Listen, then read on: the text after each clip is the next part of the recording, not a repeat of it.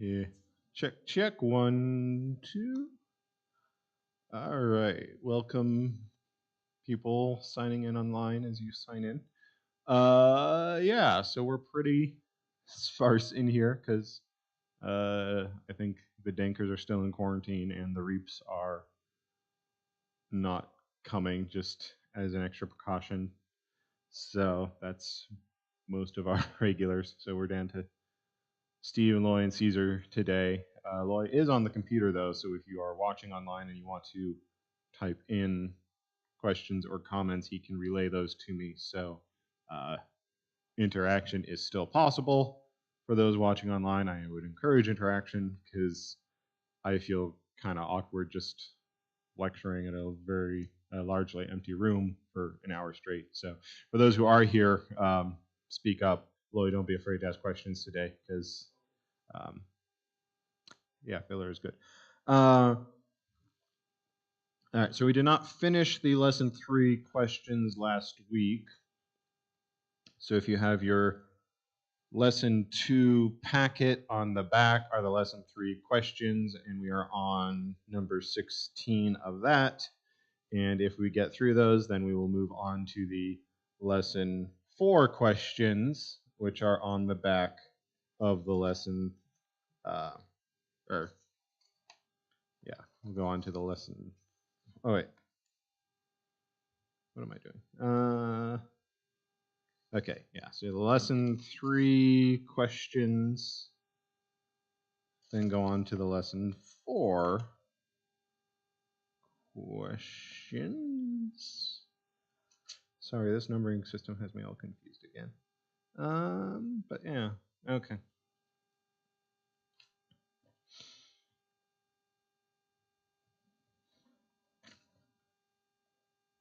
Yes. All right. Sorry, I'm still getting caught up with the confusion and how I was printing these out incorrectly at the beginning. So the lesson 4 packet is when the numbers start to match up again. So we'll do the lesson 4 questions on the back of the lesson 4 packet, which actually apply to the lesson 5 handout, which is back on the chair there, and then that has the lesson 5 questions that will get us into lesson 6. Sorry, the numbering system is still, I have a hard time wrapping my head around it. I don't know why, but here we are. Okay, so we're on lesson 3 questions number 16.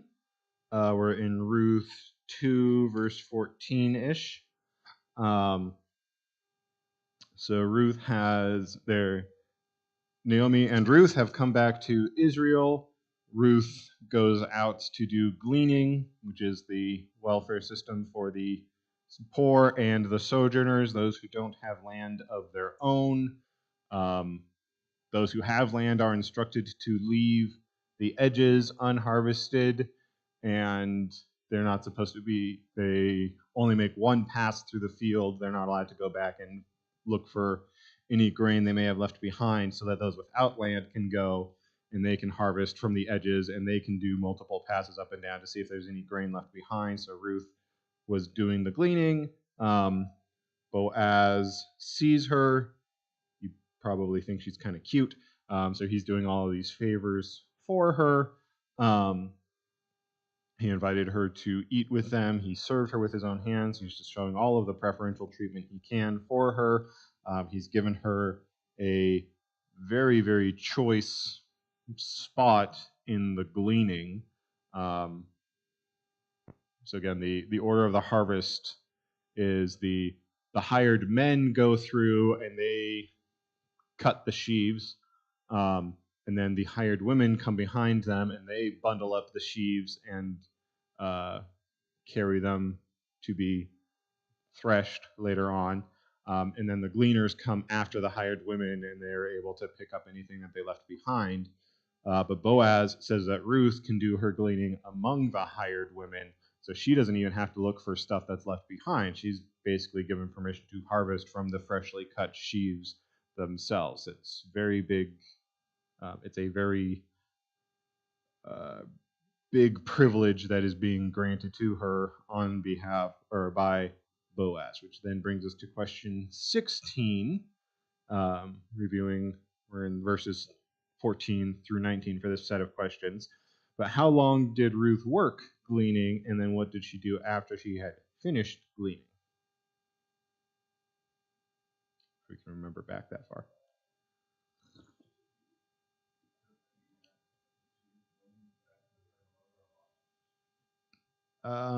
Not well. Eventually, yes. There's a intermediary step though.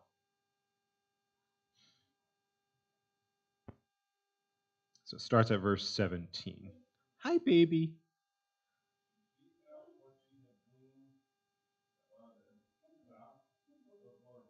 Yes.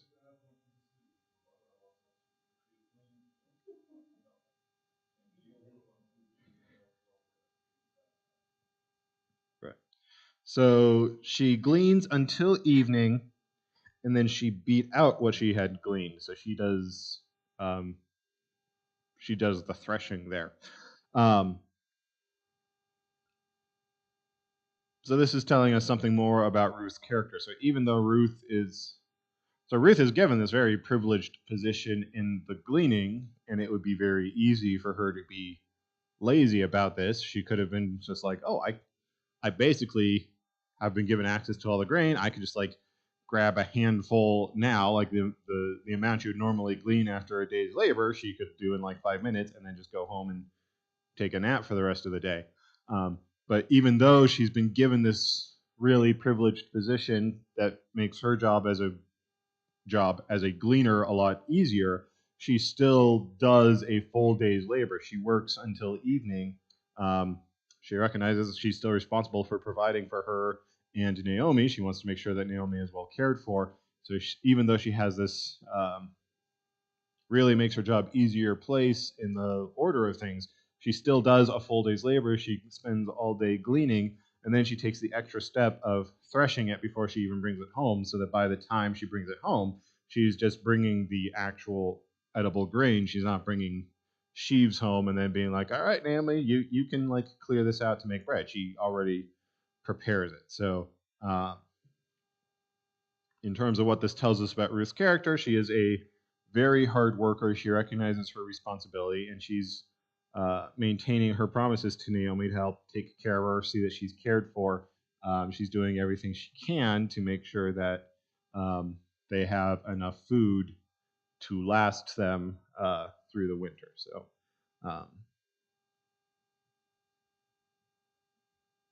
yeah, I don't think this opens up a lot of conversation, but if anyone has anything else to add, that's cool.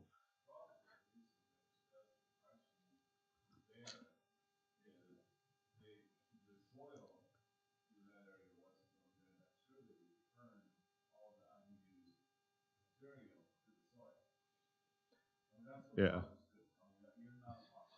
Yeah.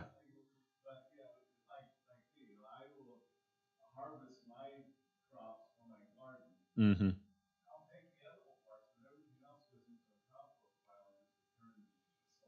Okay.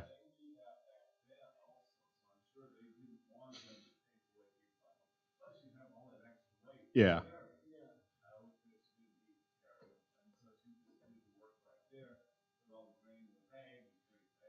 Yeah. Yeah. So doing the threshing there also saves on some of the weight she has to carry home. I don't I don't know exactly what the cost benefit analysis is for the work involved in doing all of the threshing versus the work that would have been involved in carrying the extra weight home. But yeah, the threshing has to happen. Although, she could have passed the buck on to Naomi and been like, "Hey, I got the grain, you can thresh it."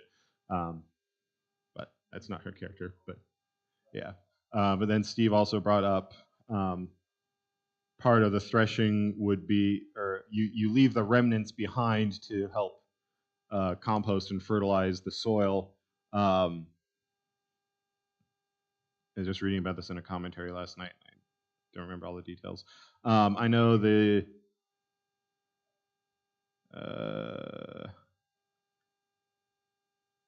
straw. It's the chaff. I believe they burned for fuel, and then the straw that's left behind, they may have given to animals. Although animals don't really eat straw, they eat hay, which is different. But yeah, straw could be used for stuffing and padding the way that people used to use straw still. I don't know that a lot of people still have straw mattresses now. But yeah, it's entirely possible they would have composted it as well and would want to leave it behind in the field. For bricks, yeah, they use it for bricks. Yeah, Naomi's probably not making bricks, but yeah, so there are practical purposes for why she does the threshing there. But yeah, yeah, yeah. So that, yeah, there's practical reasons behind all of it, but the study writer was emphasizing um, she's doing more work than she necessarily had to. Like even with doing the threshing there, she could have just been like, "Oh, I've got a really good position. All right, I'm done for the day. I'll go thresh this and go home." But she still works until evening and gathers as much as she can, and then threshes all of it, so that by the time she comes home to Naomi, she has a full ephah of barley, which is 22 liters, according to the footnote here. Um, that seems like a pretty large amount of grain. I'm not a farmer, but I'm imagining 11. Yeah, I'm imagining 11 22-liter bottles worth of grain. That seems like a lot. So yeah, she spent all day harvesting, making sure that she had plenty to bring home and provide to Naomi. And we'll see by question 18 that yeah, it's a much larger quantity of grain than what you would expect to get from gleaning. So it shows Boaz's generosity, but it also shows that Ruth doesn't abuse gleaned and something else.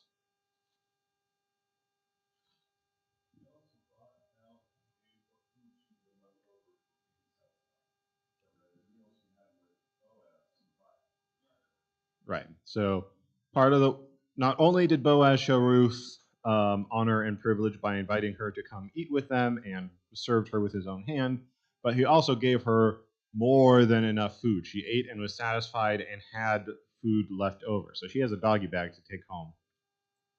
And she gives that to Naomi as well. So Ruth is not being at all greedy. She is literally sharing everything she got that day with Naomi to make sure that Naomi has as much as she needs and that she is well taken care of.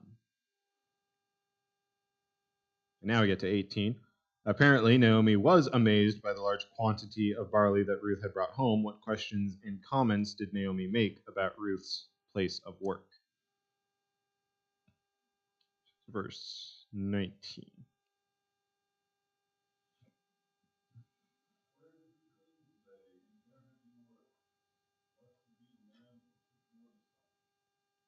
Right.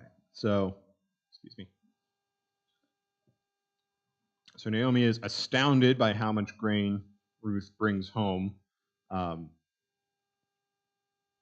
yeah, normally, gleaning isn't something you get rich off of. Gleaning it's the welfare system. It's to make sure that people aren't starving to death. So you don't expect 22 liters worth of barley at the end of the day of gleaning. So when Ruth comes home and she just has this massive sack of grain plus a doggy bag from lunch to give to Naomi, that's like, where did you go that you got this much? Blessed be who, like, Naomi recognizes that in order for her to get that much from a day's gleaning, she had to have been given some kind of special privilege from the field owner. And so she blesses the man who took notice of you, who did whatever special privileges you were given to get this much grain.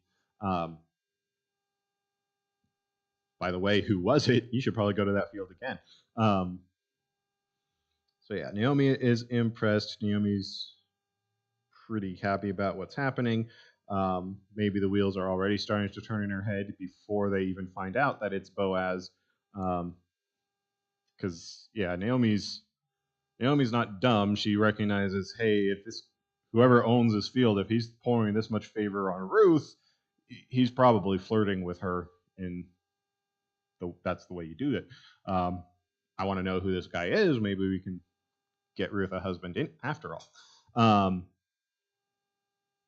So I think the wheels are starting to turn in Naomi's head already a little bit right now. Any other? Sorry, I don't mean to shut down conversation. Any other input on 18? Do we have anyone online yet?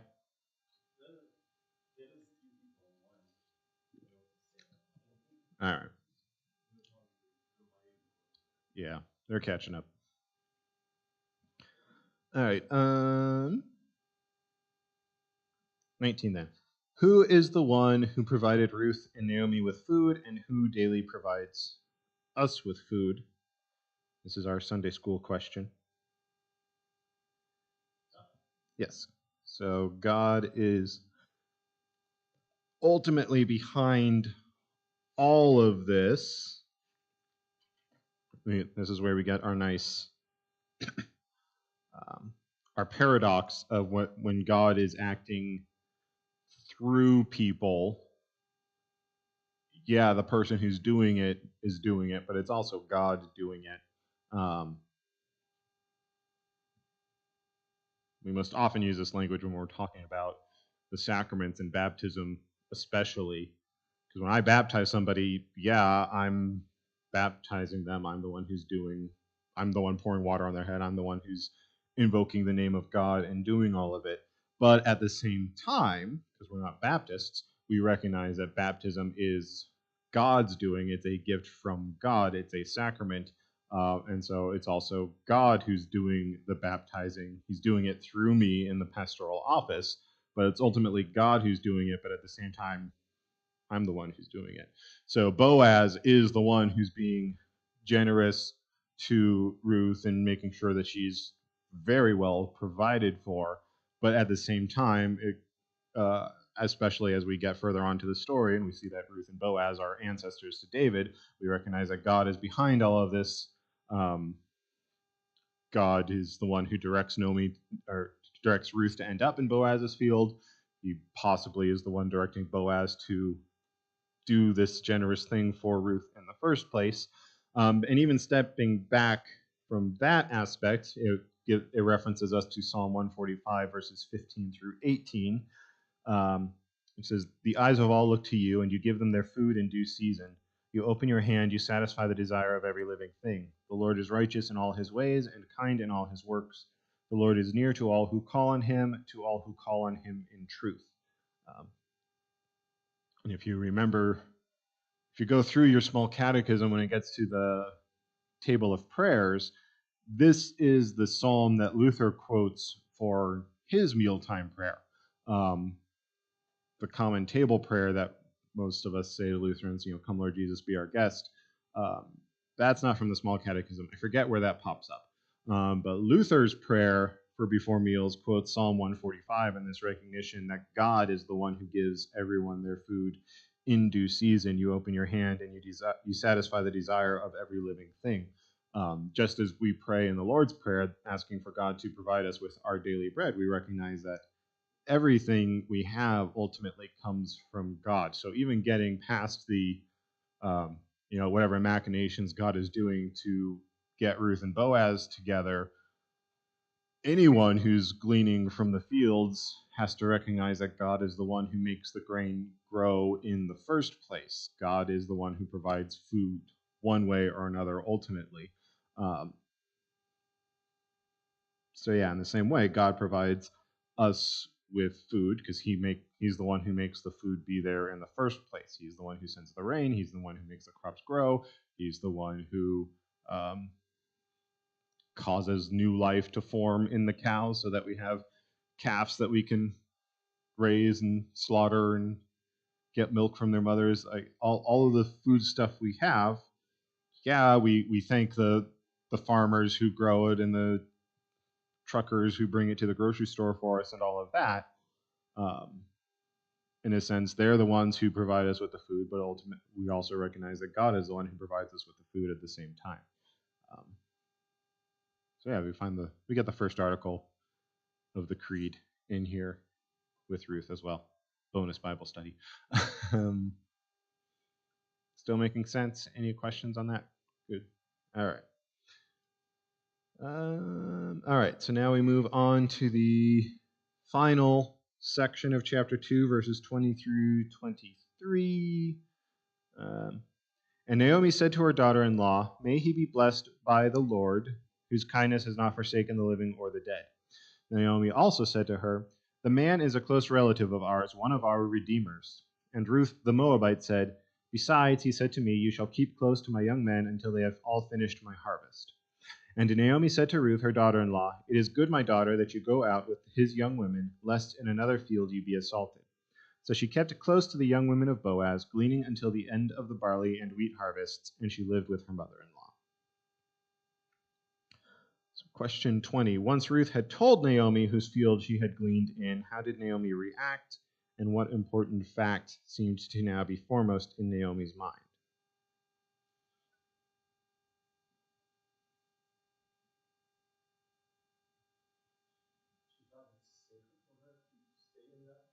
Right, so um, first, again, she's blessing.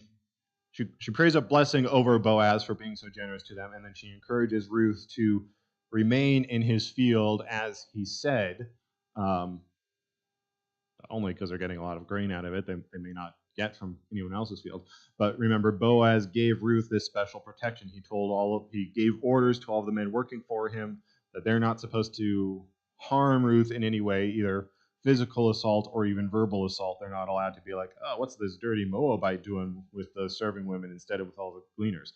They're not allowed to be mean to her. So she's under special protection from Boaz, so it's safer for her to be in his field, because if she goes to another field where the owner does not have that special protection against her, now she's a dirty foreigner around kind of blue collary types, which is not always a good recipe to have. Um, Plus, that Ruth is not physically described, but there is kind of this implication that she is rather attractive. Because remember, when Boaz first sees her, he doesn't know he knows the story behind what Ruth has done, but he doesn't know this was Ruth. He sees her and he's like, "Hey, who's that lady over there?" The implication is that she's caught his eye. She seems to be attractive. There's other times we'll see in chapter 3. There's kind of this implied message that Ruth could kind of get any guy she wants. There's an implication of her beauty that may tempt men to assault her if she's not under special protection of the boss. Um, so, in multiple ways, it's safer for her to remain in Boaz's field because he's given this special protection. Um, excuse me.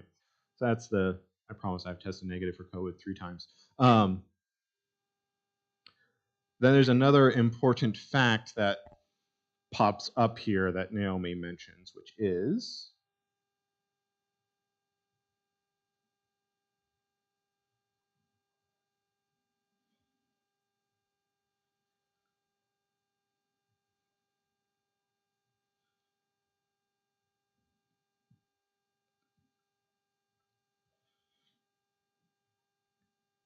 end of verse 20.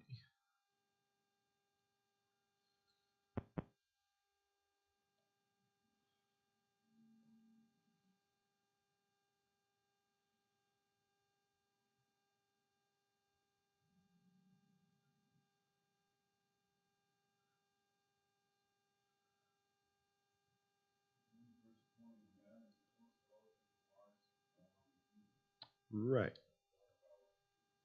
Yeah. So Boaz is a close relative through Elimelech. Um, we don't know necessarily what the relation is. We know he's not Elimelech's brother. Um, 'Cause if he were Elimelech's brother, then he would have had an obligation to um, bring Naomi into his household right away. So there's not a Levantine marriage happening. But he's close enough to be an eligible redeemer for them. So what does that mean? So you in Israel in the Old Testament, the land is given to families in perpetuity. If you read through the Torah when they enter into the Promised Land, it's I believe the book of Numbers. God gives the orders to Moses on how you break up the land amongst the tribes, and he gives them the system of drawing lots to parcel out the land to all the families. And so the family gets the plot of land, and that's part of God's gift to Israel and the promised land, is that each family gets their parcel of land, and it's given to them by God, but it's the stewardship model. So ultimately, God owns all of the land, but he gives it to the family and for that family to own the land. Uh, they can sell it, but it's not a permanent sale. It's leasing out the land, because every 50 years you have a jubilee where all of the land ownership goes back to the original family. And so if you're an Israelite living in the promised land, if you have to sell your land for one reason or another, you're really just giving a up to 50-year lease on it, where for all intents and purposes you don't own the land. You sold the rights to the land basically, and then you have to go off and make a living some other way. But when the 50 years ends, you get that land back because it was given by God to the families in perpetuity. So what happens, but when someone sells the land, or they lease their land, technically, um, you usually don't do that unless you're under financial hardship and you really need the money now, and then you try to figure it out later. And so your relatives become your redeemers. They have both a right and an obligation, if they are able to purchase the land back on your account. That's what redeem actually means, is to purchase back something that you've lost. It's kind of a comparison to a ransom. If you're kidnapped, your relatives have an obligation to pay the ransom money to redeem you back. It's that same sort of idea. So when Elimelech and his family left Israel to go to Moab because of the famine, the implication here is they sold the rights to their family land, so they can have some travel money and try to get established in Moab. So now when they come back to Israel, they technically own a plot of land that they could farm themselves, but they can't because Elimelech sold the land rights off to them. But if they can find a redeemer, he has the right, as long as he has the money to pay back whatever the value of that field is. Whoever owns it now has to sell it to him. It's part of that leasing contract. If a redeemer comes back, and if he buys a field for $500 and then a redeemer comes up, he's like, oh, here's $500. He has to give the land back to them. He can't refuse the sale because it belongs to that family in perpetuity. And so because Boaz is related to Elimelech, he's qualified to be a redeemer. So if Boaz so chooses, and he has the funds, which the implication seems to be that he is, he can go up and say, hey, guy, you know how you bought Elimelech's field? Well, here's the $500 back. It's ours now. It goes back to Naomi and Ruth. So this is a way for them to, if Boaz redeems them, they become resettled now in Israel. They will have a field of their own that they can plant and harvest, and they won't have to rely on gleanings for their sustenance. They won't be poor and homeless anymore, essentially. Is that all making sense? Okay. So this is what Boaz's role as a redeemer is. This is why we're going to keep seeing the word redeemer over and over again for the rest of the book. And this is where we get our Christological typology in this whole account, because that's what we mean when we talk about how Christ redeems us on the cross. We were created to belong to God, but then we're in a sense we're lost to him because of sin entering the world. And so when we say that Christ redeems us, it's a recognition that we belonged to God in the first place. We were separated by sin, but then Jesus is buying us back when he purchases us with his blood.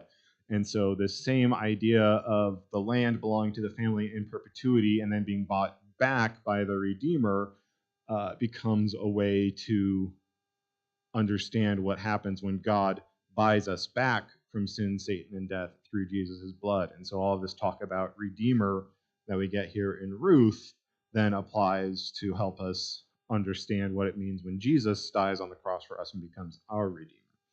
So, for the rest of the book, we're going to keep hearing about Redeemer over and over and over again, because that's kind of central to this whole thing. I need to cough again, sorry. I'm talking too much. All right, any other input on question 20? Because the Redeemer thing is kind of a core focus, and I just want to make sure I'm presenting it clearly enough. All right, any feedback from the online people yet? All right, hi online people. 21 then. Hope had suddenly replaced the despair and sadness that both women were experiencing. What had given them hope, and who alone gives hope when we are experiencing difficulties? Cross reference to Isaiah.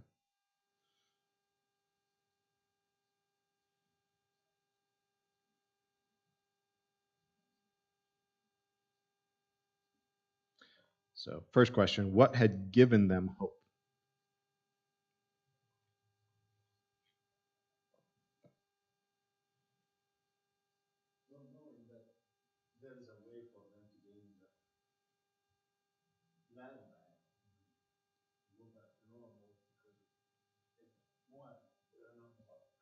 Boaz.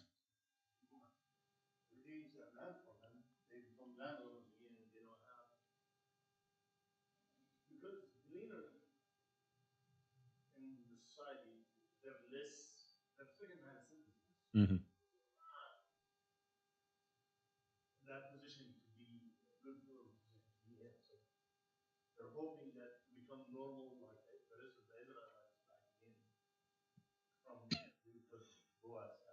Yeah. Yeah. So basically, something has finally gone right for them.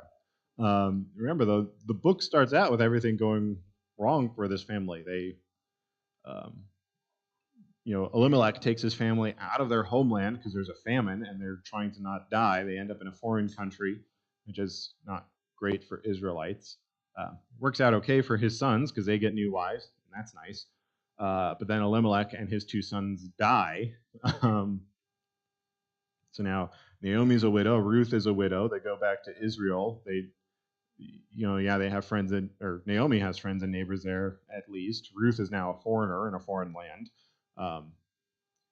They don't have anything. Like, they might have a family home that they're able to move back into, but they don't have access to their land. They don't have any kind of income. Ruth is basically a beggar. That's why she has to go out gleaning, and as Laura is pointing out, they're kind of second-class citizens. Yeah, they're the welfare recipients of their day, so people look down on them for that already.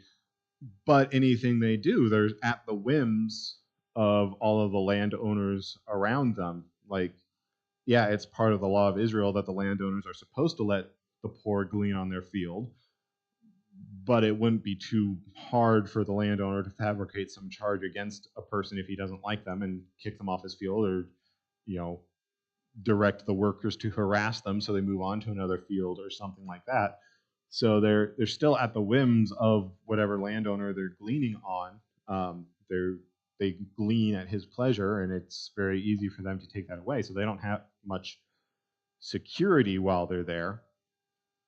But now Ruth has encountered Boaz, and it's pretty clear Boaz has taken a liking to Ruth. He's giving her like as much privilege as you can give to somebody who's gleaning.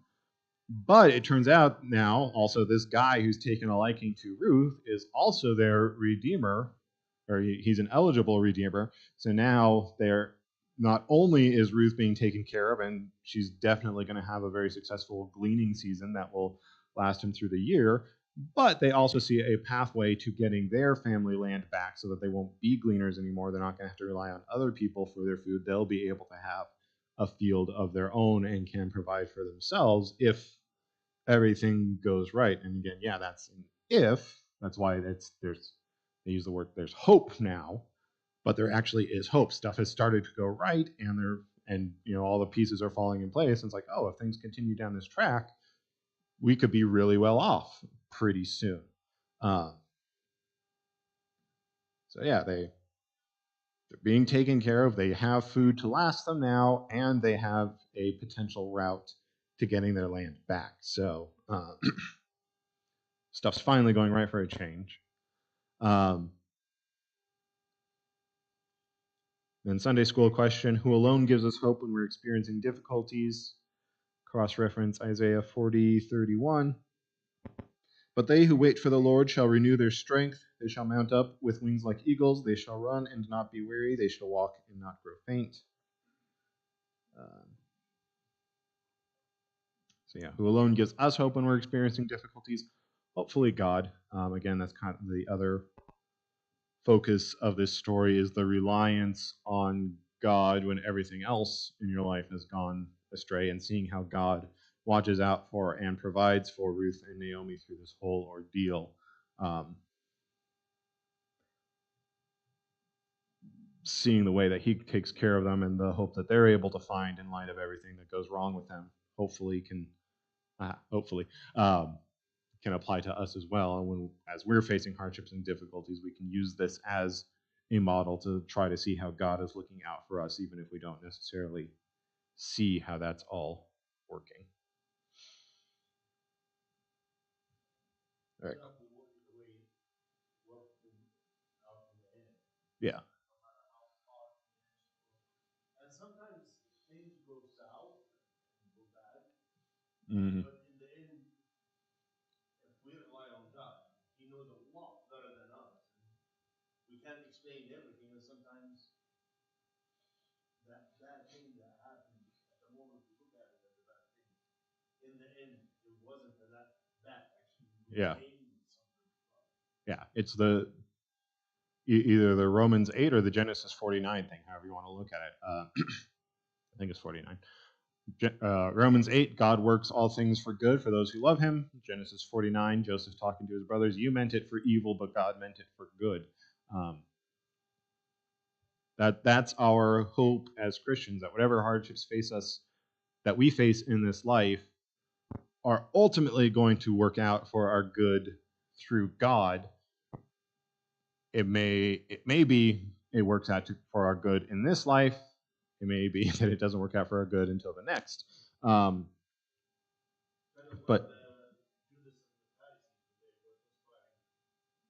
yeah, the Pharisees, Judas and the Pharisees conspire to get Jesus killed. That's bad, but through Jesus' death, we're all redeemed, and that works out for our good. Even the evil that Satan comes up with to get Jesus killed, God is able to work that to good. And that's, again, yeah, we may have to look at stuff eschatologically.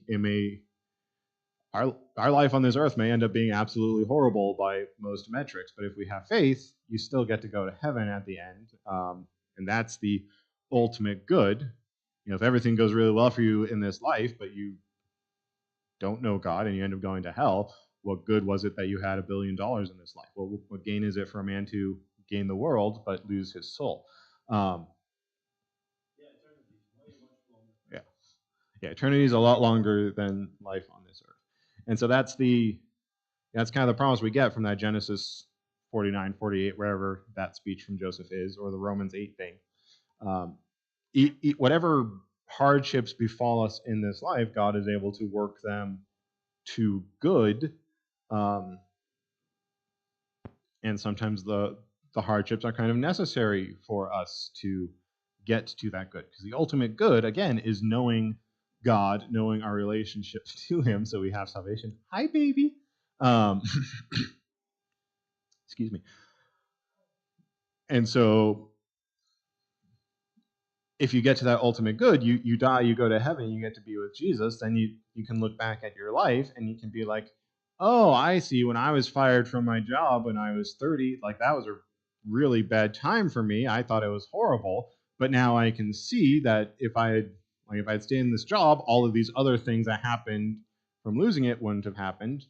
So yeah, it did work out for the good ultimately. I just couldn't see it from my perspective, but now that I can look back and see things through a godly perspective, yeah, it was for my good.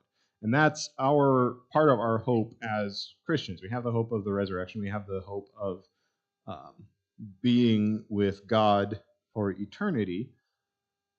And so when we're in the hard times of this life, we rely on that hope that God is going to work it to good one way or another, to that ultimate good of being with Him when we either die or Jesus comes back and we get to skip the whole death thing. That would be cool.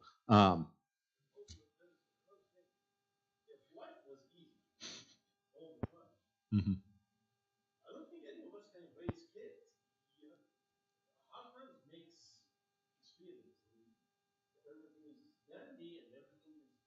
Every time we open the fridge, food's there. Every time we want to go somewhere, we just have a good car that never breaks. Yeah. It's way too easy. We're never gonna get to be knowing what to do when things go south. So Yeah. that's kind of where we are. Yeah, I know. And when everything is good, people turn away from God. They don't need God when they got food in the refrigerator and a car that lasts. Yeah. What is it? Hard times produce hard men produce good times produce soft men produce hard times. Yeah, that's cyclical. The biblical model, I don't remember the verse. I'm going to have to paraphrase it, but Paul talks about this. What was it? Suffering produces character, or suffering produces perseverance produces character produces hope, something along those lines. I don't remember the direct quote. But yeah, not that pain and suffering are good, but we can see how they can produce good things. Going through the trials and the hardships make you stronger. That's what Peter talks about in First Peter. For that study that we just did, he's writing to persecuted Christians, and he's pointing out, you're going to face trials by fire, but fire is how you purify. It's how you purify from the ore and the raw materials to get to gold. It's a painful process, but it comes out cleaner and better at the end. And so, as you are facing these persecutions as a Christian, you can give up and say, "Woe is me." You can be like Job's wife and say, "Hey, we should all just curse God and die because we're done with suffering." Or you can be like Job and you can endure it, and you can see that the pain of the persecution strips away the false idols, and it teaches you to more fully rely on God, so that again, when you get to the end of everything, your trials have trained you to more fully rely on God, so you do have that right relationship with Him and that recognition of who He is and who you are in relation to Him, so that you do get the ultimate reward, and that is the ultimate good, that all of these bad things are happening to you, but God is able to work them to good, and that is the hope that we're supposed to have as Christians, and that's part of the lesson we're hoping to gain from our study of Ruth. Still making sense? All right, cool. So easy question 22 then. Where did Ruth continue to work until the harvest was over? Boaz's field, yeah, because why wouldn't she? Boaz has been like, hey, stay in my field, I'll give you special treatment. Naomi's like, hey, continue going to Boaz's field, gathering fruit for eternal life, so that the sower and reaper may rejoice together. For here the saying holds true, one sows and another reaps. I sent you to reap that for which you did not labor. Others have labored, and you have entered into their labor.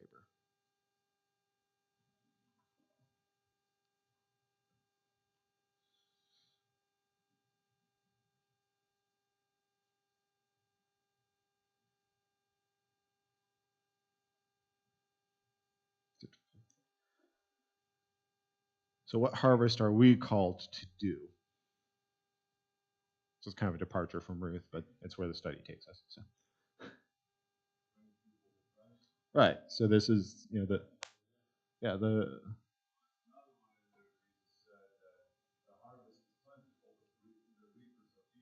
that's what I was about to quote. Yeah, the harvest is plentiful, but the reapers are few. There's plenty of people out there who still need to hear the word, who need to have God's love shown to them, and that's what we are called to do now. This is part of the priesthood of all believers. This is the Great Commission is being applied to all of us. Greek time. So the Great Commission is Matthew 28. Go therefore and make disciples of all nations, baptizing them in the name of the Father and the Son and the Holy Spirit. And the way this gets taught, or at least it was to me when I was in Sunday school, is, oh, Jesus is saying, like, go out and be a missionary, travel to Africa and all the far off places to tell them about God.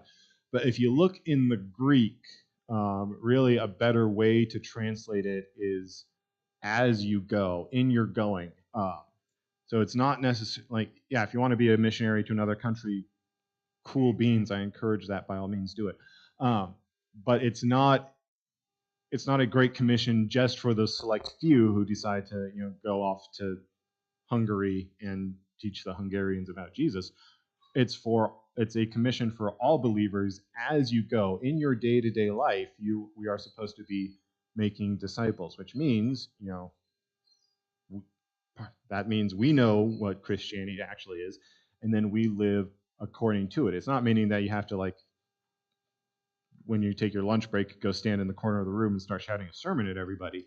But you should be living with this hope as a Christian, and you should be living in some ways. Your Christianity should be directing you to live differently than how the rest of the world lives, and people probably should take notice of that. And when the time comes where someone comes up to you and is like, hey, Steve, life in the world is pretty miserable, but you're not completely depressed like everyone else. What's going on? Steve can say it was like, oh, well, yeah, because the world's messed up, but I recognize the worst it can do is kill me, and then I get to go be with Jesus. And they're like, wait, what? You're not afraid of death? What's going on here? Well, when you have the idea that God will make the best out of it, no matter what. Yeah. Alleviates a lot of stress off. Yeah, and that's historically, that's part of how the church exploded so quickly in the early world is you'd have instances where, like, a plague would strike a city and all the Romans would flee the city because they don't want to die, and all the Christians went running into the city because they're like, hey, there's people who need our help, and if we die, who cares? And so the Romans were like, what is up with these Christians where they're like super dedicated to taking care of sick people, and they're also like, that doesn't matter if we die because you're supposed to be afraid of death, and they're not afraid of death. Maybe there's something to this Christianity thing.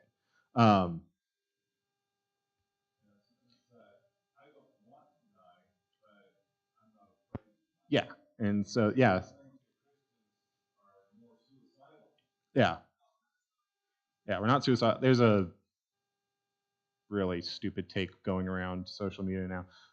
There's like a tweet saying evangelicals, they want suffering, they think death is a good thing, and they're racing for death, and so we need to keep them all out of politics because they're going to, like, try to intentionally make everything harder on us. And that's not what it is. It's we're not suicidal, we're not chasing death, but we're not afraid of it either. And so we're really supposed to be in the mindset that Paul gives us in Philippians. If I continue to live, I can continue to serve Christ, and that's really cool. And if I die, I go to be with Christ, so it's to my gain. Whether I live or die, I'm with Christ, so I don't have to fear death. I don't have to chase death, because as long as I'm on this earth, I can be doing God's work and showing his love to people, and that's great. But I don't need to be afraid of death either. And so we're supposed to have this hope and this non-fear of death that goes contrary to the cultural narrative. And so we should be looking differently than everyone else because of that.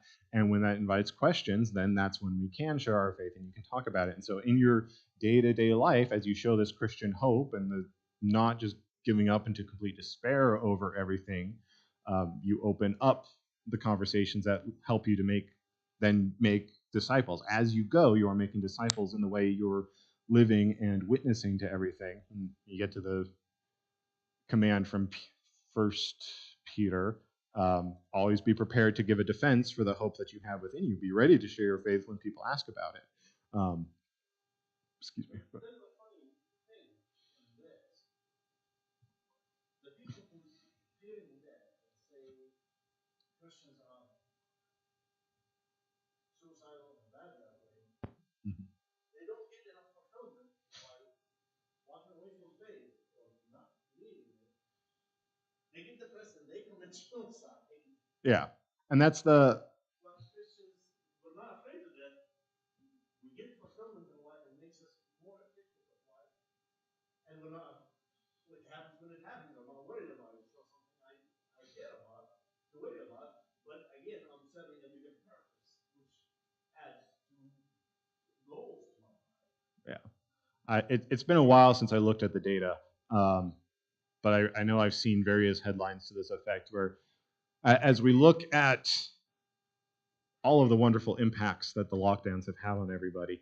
We're now in the mental health crisis because we saw, depression skyrocketed, addiction skyrocketed because of what the lockdowns were doing to everybody.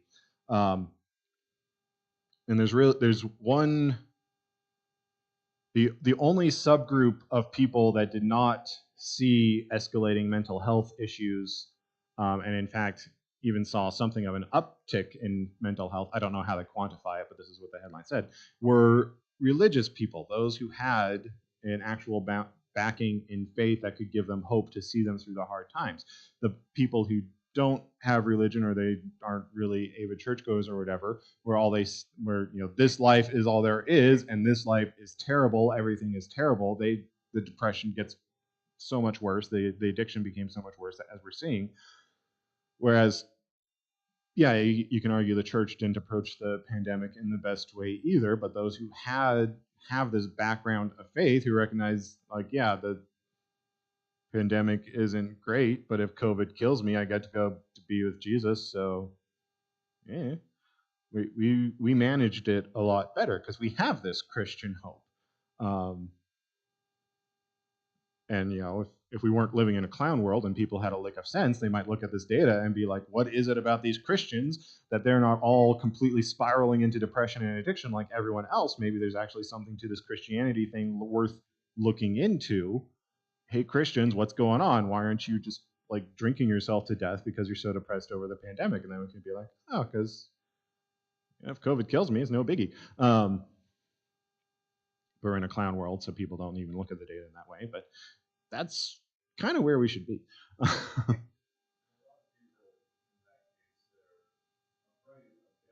Yeah, yeah, yeah. If you don't have the hope of Christ and the resurrection, then this life is all there is. And if this life is terrible, then everything's terrible. Death is either just going to be worse or it's going to be a sweet release from this life. So I might as well, like, everything's awful. I might as well just embrace oblivion and not deal with it anymore. Of course I'll kill myself. Why wouldn't I?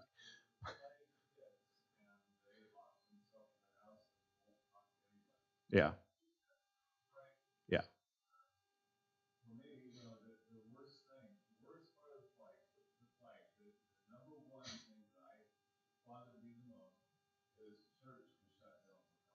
Yeah. Yeah.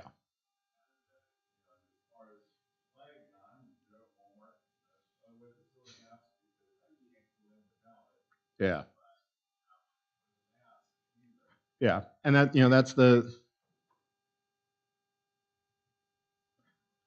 that's where the state failed, getting to the what we talk about with the separation of church and state and how it doesn't really mean what everyone thinks it means.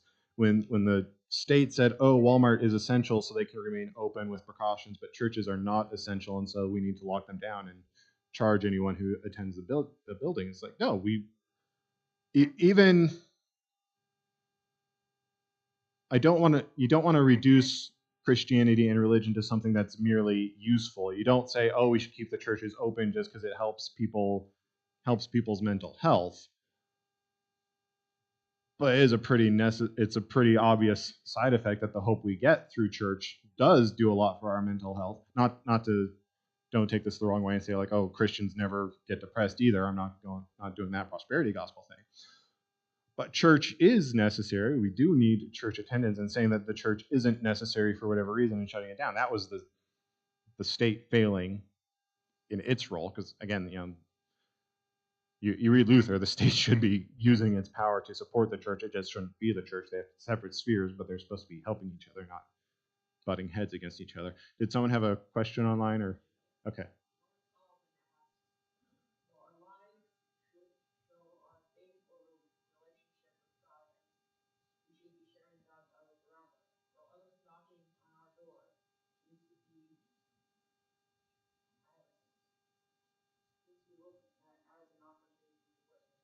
Right. Yeah. So this is, yeah, again, Christians' lives, we should be living like Christians, and there should be certain differences because of that.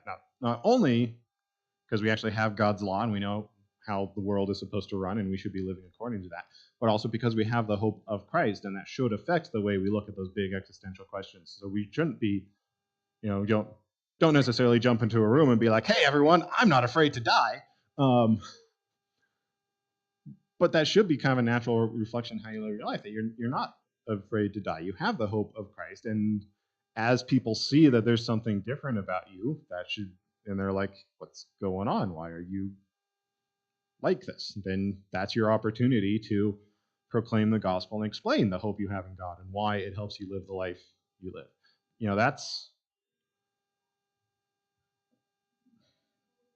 That's why, despite all of the insanity of their theology, Mormonism continues to grow, because Mormons are very good at horizontal righteousness, which that's kind of the natural reaction when you tell everyone that your horizontal righteousness is how you have to earn your own salvation. But Mormons are incredibly nice. They're always willing to help you out. If they see you working in your yard, they'll just like run up and start helping you out. And people see that they live differently, and they're like, you guys are like nice to everyone. You have huge families. You have like regular family nights where you all get together and play board games. You seem to enjoy each other's company.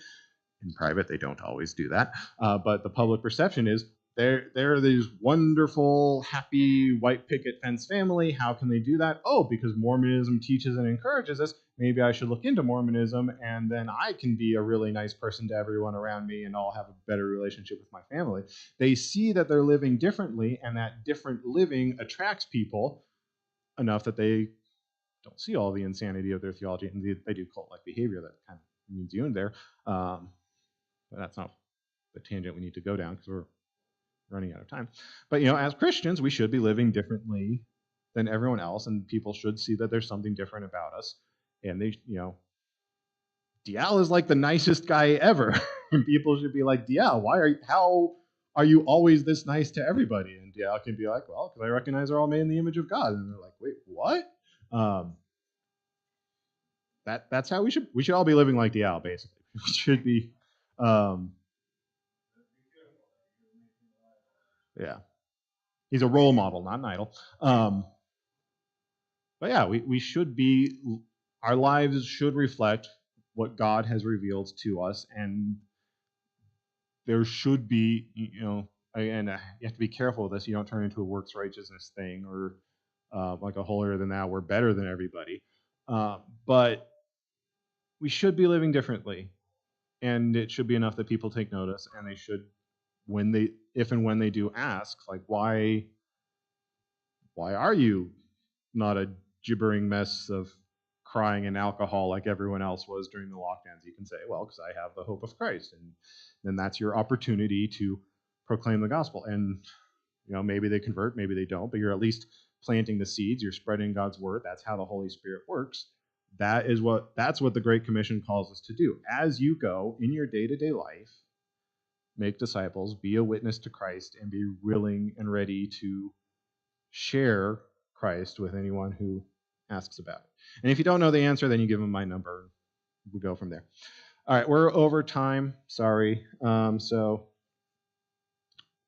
I thought we'd get further than just this, but that's fine.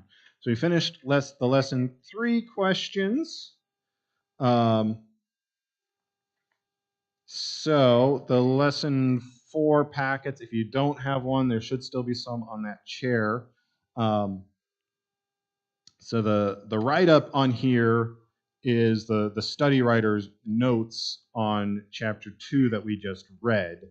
But then on the back are the lesson 4 questions, which are the questions for chapter 3, which again are technically your homework to do. But we just go through the questions here anyway. So if you don't do the homework, that's fine. I'm not grading you.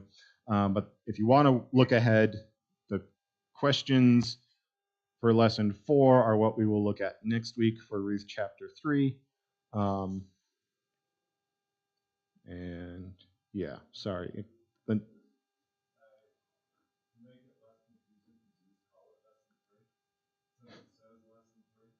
Well, it says lesson 4 though.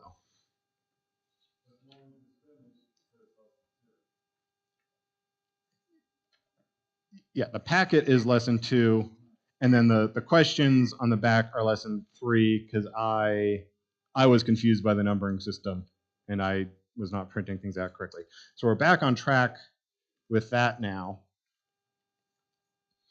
So the lesson 3 questions apply to the lesson 4 write-up. And the lesson 4 questions, the lesson 4 questions you're supposed to do before lesson 5, and the lesson 5 write-up is the kind of the notes to talk about the lesson 4 questions. I don't like how they numbered it. I'm sorry. But yeah. But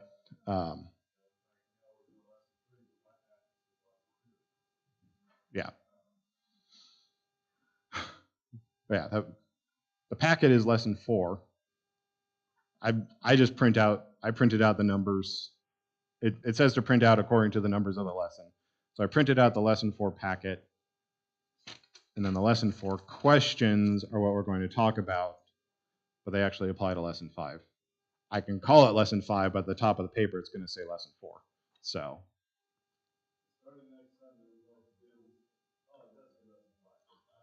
yeah, I printed out lesson 5 because I thought we would get through lesson 4 today. So if there are lesson 4 packets there, those have the questions that we'll talk about next week.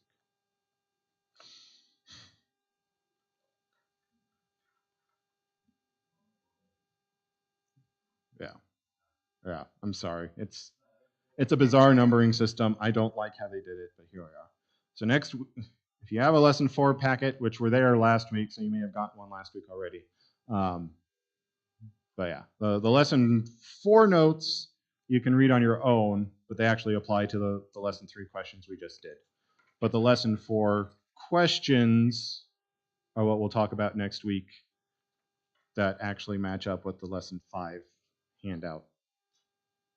This is why I had so much trouble with the numbering system and I was printing things off the wrong way in the first place, because I feel like the questions should go with the lesson, but I don't know. Get a lesson 4 packet. Be ready to. We'll talk about the lesson 4 questions, whether you do them in advance or not.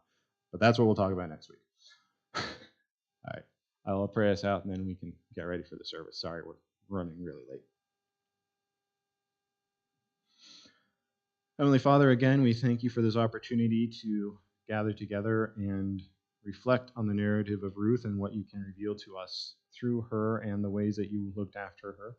So we ask that you would continue to bless us with wisdom as we examine the Redeemer narrative found in Ruth, and we see the ways that it applies to you who are our Redeemer, that we would look at the ways you provided for Ruth and Naomi through the dark times of their lives, that we might have the same hope that they have, that you are our Redeemer, and whatever hardships we come across, you will see us through to the ultimate good, even if we can't see how that is yet.